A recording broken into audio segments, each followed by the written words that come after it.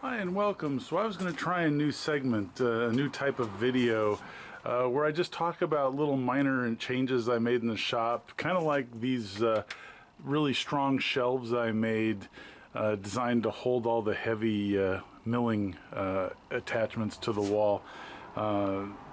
Things like that don't really deserve a video on how I manufacture them themselves, but may be interesting enough people care about. And recently I got rid of my woodworking bench over here.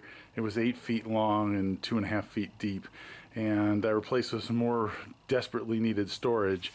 And I started to get back to this grinder, which now has a space where I can actually use it, although it's still not great. There's still too much clutter here, including a surface plate next to it, which is by no means a good thing to have near grinding grit.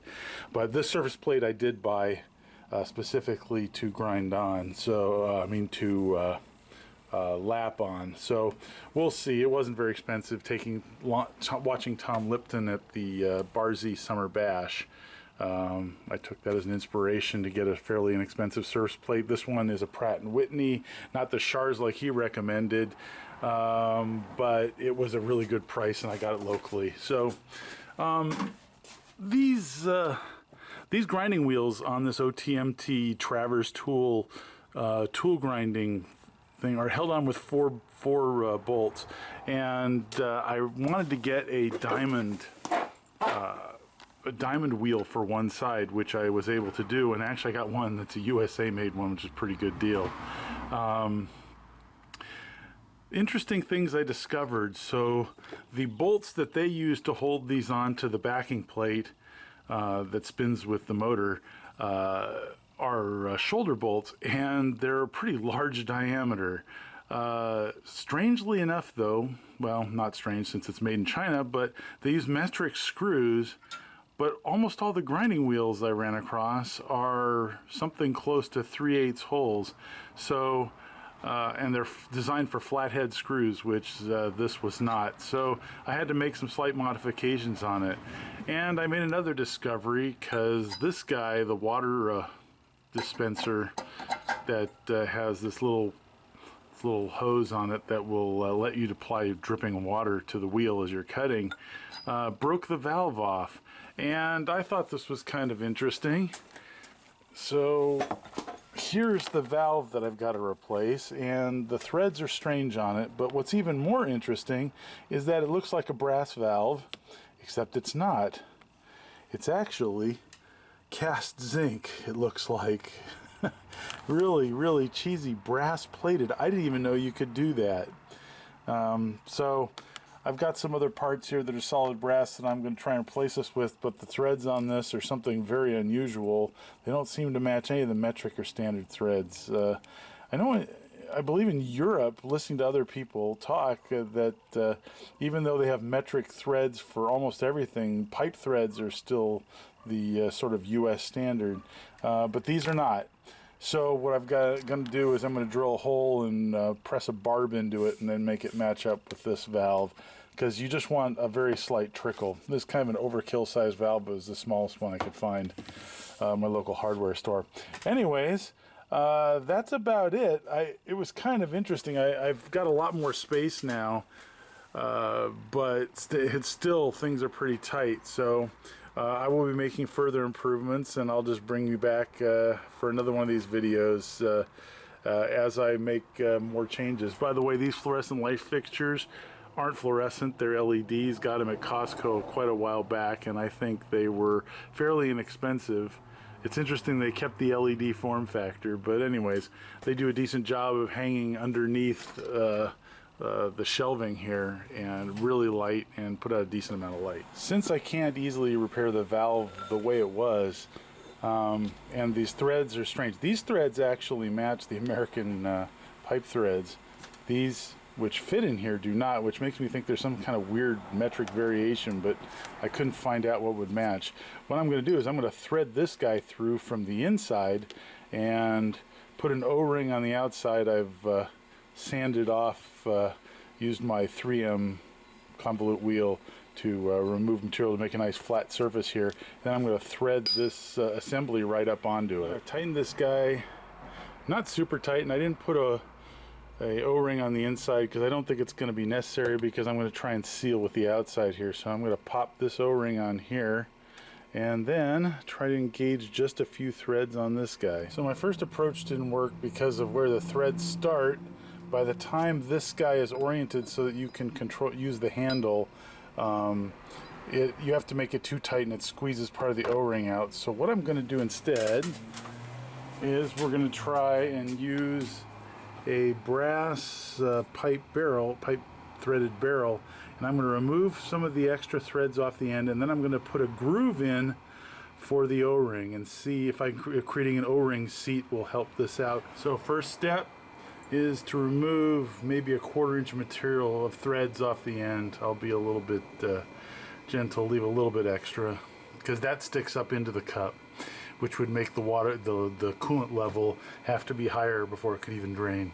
So I was having trouble getting the part in here straight, so that's where the ball bearing fixture that I made in another video comes in. And you just walk it in really slowly and gently until it pushes the part square.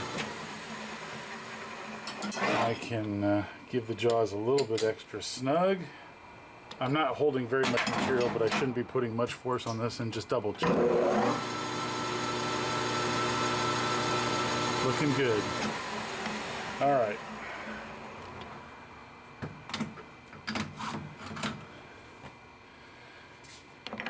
Let's see if we can gently remove some material off the end of this, because I am not holding much of anything on this guy.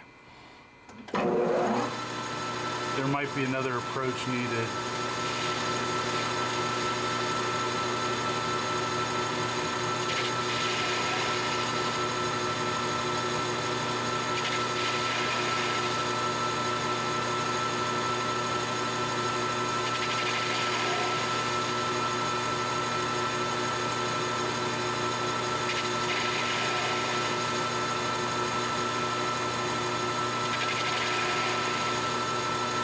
Okay, that worked pretty well.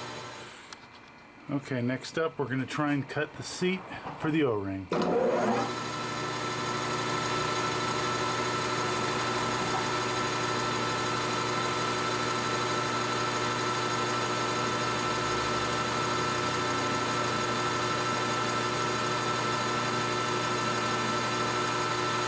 right, hopefully that'll do it.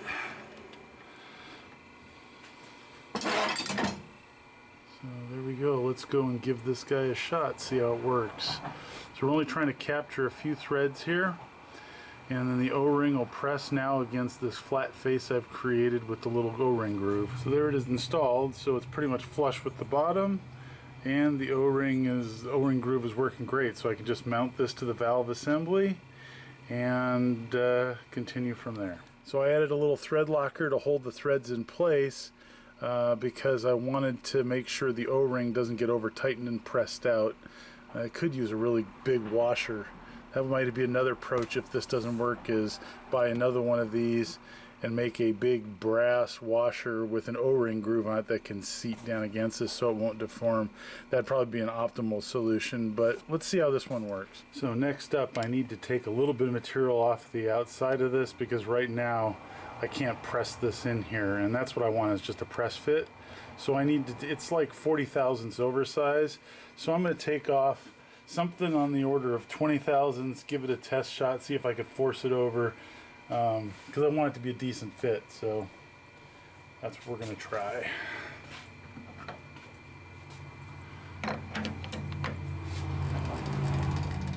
I threaded this guy into an end cap so I'd have a good bite on it.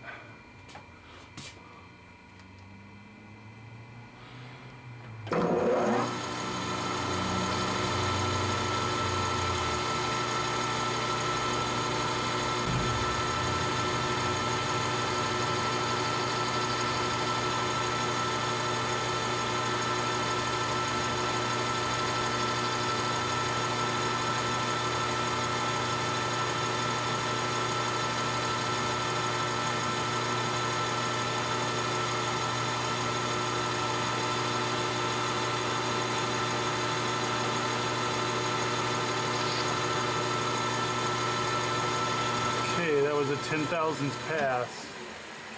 Let's see.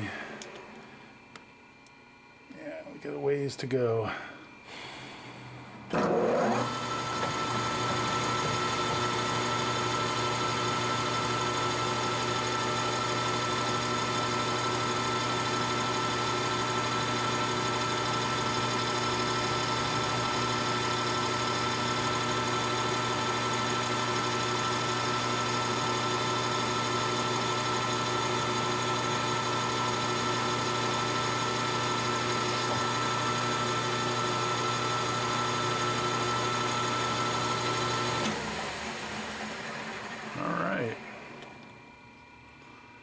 Still have some barbs, and I think we can force this guy over. Oh yeah. Okay. I even might be able to stick an O-ring at the top. Yeah, that's in there. So next up, I'm going to be making these vertical riser rods that thread into the top of the grinder that will hold this cup up higher, because this valve is so much longer than the one that I had that I need to make risers that are a lot taller so that this has room to reach where it needs to reach. Right now it's way too low. This is actually, this valve assembly thing is all the way into the grinding wheel area, so I'm going to raise it up. If I can find a smaller valve, maybe on one of the like Alibaba sites, I'll look for it and I'll see if I can get it, because that could really help me out. But in the meantime, we're just going to make the threaded vertical risers to make this guy work temporarily. So this diameter is too long. We're going to go in about 1 inch. And I've got an awful lot of stick out, so I got to take really light passes. The finish is going to suck. This is hot rolled steel, and the finish is really crap anyways. So let's try 25 thousandths.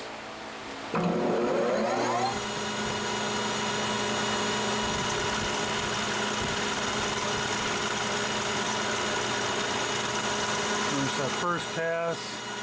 Another 25. Get us close.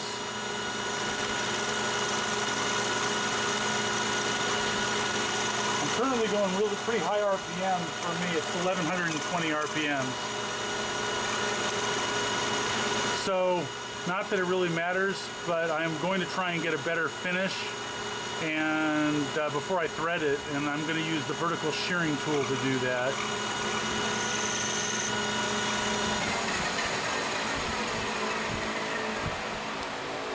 This is just roughing in right now.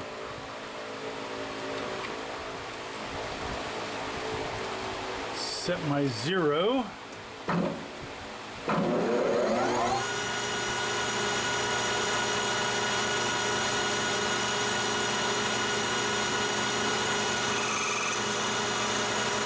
We're going to call that 0. So we're going to go in about 3 thousandths.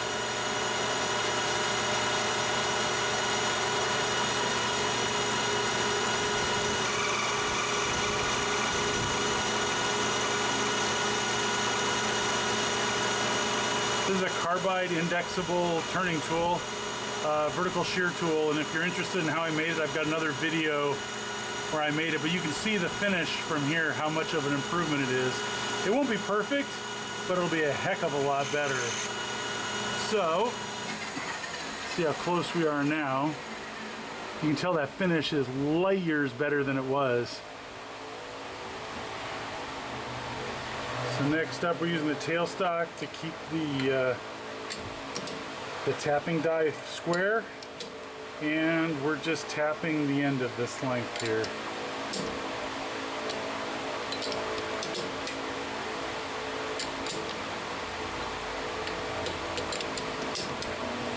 Threads are 8 by 1.25 millimeter. So the inexpensive Harbor Freight dies did a pretty decent job, actually. So now I flip this guy around, and I just need to take it down to the diameter of the cup insert, which is metric. Closest English is 0.312.